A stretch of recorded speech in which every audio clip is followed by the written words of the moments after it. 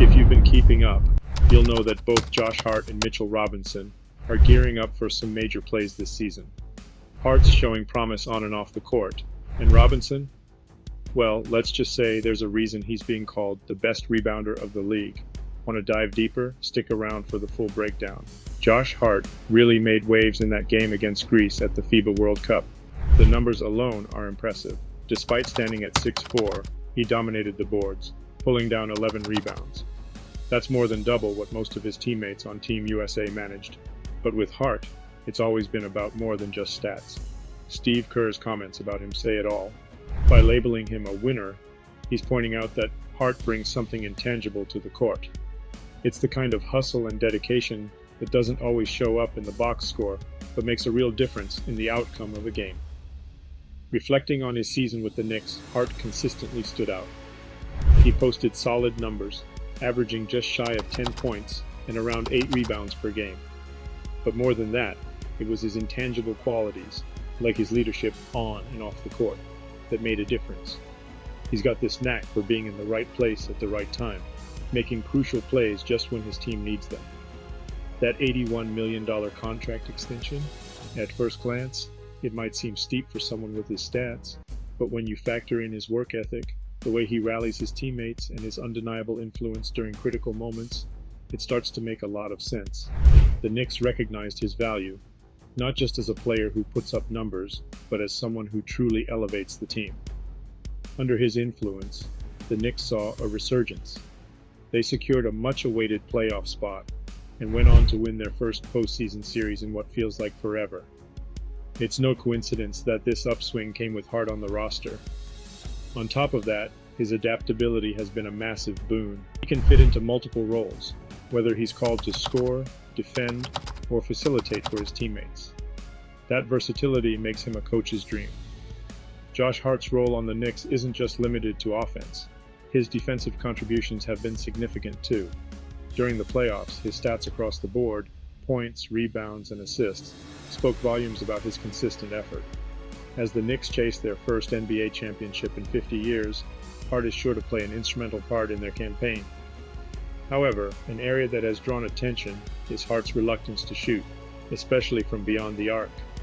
While he has a respectable career average of 35% from three, the problem is he isn't taking enough of them. Looking at the stats, it's clear that his three-point attempts per 36 minutes have been on a decline for the past 4 seasons. In the 2019-20 season, Hart was taking an average of 7.3 three-point attempts per 36 minutes. This dropped noticeably the following year, 2020-21, when he was attempting just 5.2 threes per 36 minutes.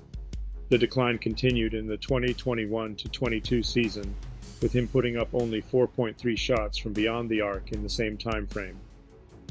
By the 2022-23 season, his rate had further dwindled to a mere 2.4 three-point attempts per 36 minutes.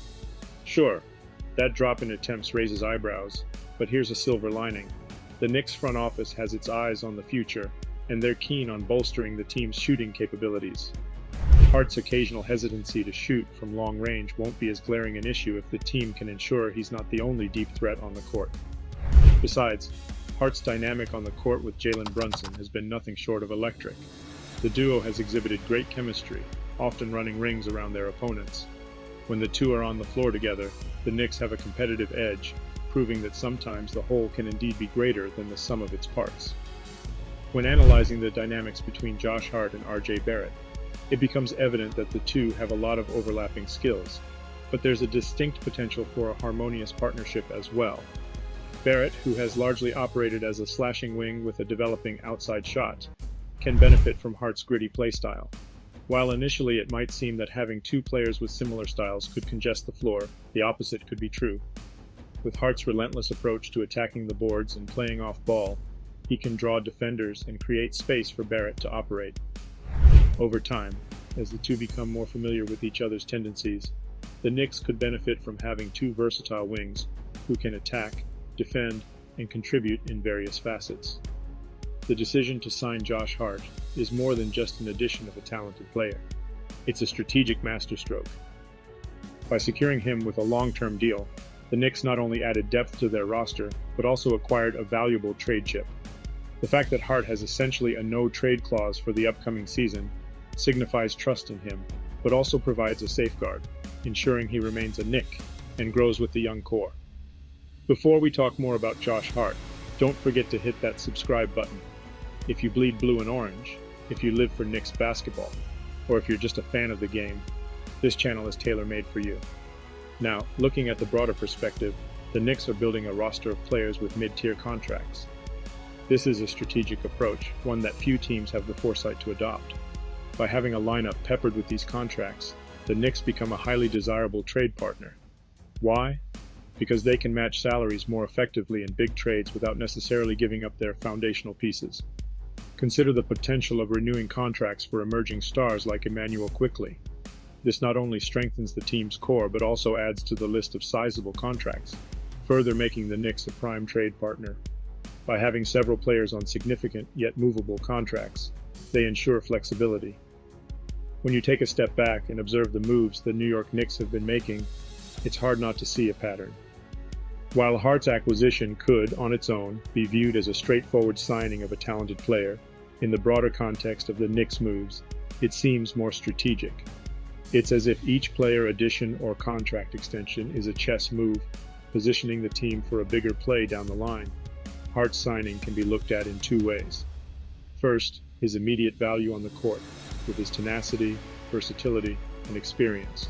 And second, the potential financial flexibility his contract offers in the trade market. Such moves don't just happen. They're born out of foresight, planning, and a clear vision of where the franchise wants to head. When you pair this with the Knicks' ongoing commitment to maintain a fluid and adaptable roster, Hart's addition just feels like another step in a carefully laid out plan. They're safeguarding their assets, ensuring they have the right pieces for potential blockbuster deals, and simultaneously building a roster capable of competing in the here and now. All in all, Josh Hart's signing, while valuable in its own right, also feels like a window into the Knicks' longer-term ambitions. The franchise appears to be laying the groundwork, preparing for a future that not only ensures competitiveness, but also keeps fans on the edge of their seats with the potential of what might come next. Then we have Mitchell Robinson. His journey in the NBA is an exemplary testament to perseverance, grit, and determination. While his raw talent was always evident, it's the evolution of his game, both mentally and skillfully, that has truly set him apart. From the early days of his career, comparisons with Marcus Camby were almost inevitable.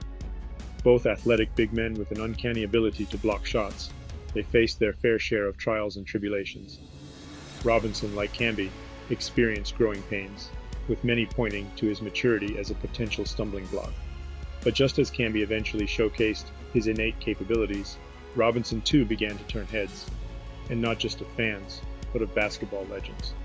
To have someone of Larry Bird's stature recognize Robinson as the best player in a playoff series speaks volumes. This isn't just a comment on Robinson's statistics, but more a nod to his intangibles, his ability to impact games beyond the box score. I mean, the mere presence of Robinson on the floor seemed to be a thorn in the side for the Cavs, with J.B. Bickerstaff alluding to his dominance despite their best efforts.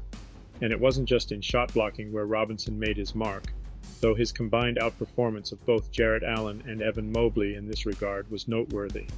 His influence was felt on both ends of the floor, from altering shots in the paint to being a reliable lob threat on offense. Perhaps the most endearing part of Robinson's story is the belief the Knicks organization showed in him. In an era where players are often traded at the first sign of stagnation, the Knicks remained patient, and that patience has borne fruit. 5 seasons might seem like a long time, but for Robinson, it has been a period of growth, self-realization, and ultimate success. His series against the Cavs might be the watershed moment of his career, a turning point from which he launches himself into the league's elite. Though numbers tell a part of the story, the intangibles, the moments where he lifted his team and galvanized the crowd, are where his true worth lies. Money Mitch has firmly established himself as a pillar of the New York Knicks. Every season, the anticipation surrounding his performance grows, and this year is no different. It's widely understood that injury concerns are a part of the package with Mitch. Yet Coach Thibodeau has adeptly navigated this challenge by effectively balancing his playtime with backup center Isaiah Hartenstein. This rotation not only ensures that Robinson gets the necessary rest, but it also allows for a constant defensive presence in the paint, which is central to Thibodeau's defensive schemes. As the player who's donned the Knicks jersey for the longest uninterrupted stretch in the current lineup, his influence both on and off the court is palpable. There's a visible dip in the team's defensive prowess when he's sidelined. Whether it's his shot-blocking abilities, his prowess in pick-and-roll situations, or the sheer intimidation factor he brings, Robinson is instrumental to executing Thibodeau's game strategies. A perfect illustration of Robinson's evolution and importance was during Game 5 against Miami in the playoffs. Confronted with the hack-a-Mitch strategy, a page out of the book that teams used against legendary Shaquille O'Neal, the pressure was squarely on Robinson. Historically, big men in the NBA, including Robinson, have been targeted for their relatively weaker free throw shooting skills. The intention is simple: foul them and bank on them missing their free throws. But Robinson, showcasing growth and mental fortitude, defied expectations. Those clutch free throws, 4 out of 6 in a critical fourth quarter setting, not only kept the Knicks ahead, but also amplified Madison Square Garden's electric atmosphere. The cheers that erupted with every made free throw wasn't just about those particular points. It was the fans acknowledging Robinson's journey, his struggles from the stripe in prior playoff games, and his resilience to rise above. Thibodeau, ever the strategist, eventually pulled Robinson to shield him from accumulating more fouls. But the message was clear: Robinson had delivered when it mattered most. Post-game, reflecting on those intense moments, Robinson's humility shone through. Rather than basking solely in his success, he shared that moment with the fans, highlighting their unwavering support and how their faith uplifted him. It's these moments where a player's character shines as brightly as their skill that endear them to fans and teammates alike. As the new season looms, expectations from Money Mitch are high, and if history is any indicator, he's poised to rise to the occasion once more. But that's a wrap for today. What do you think about Hart and Robinson? Leave a comment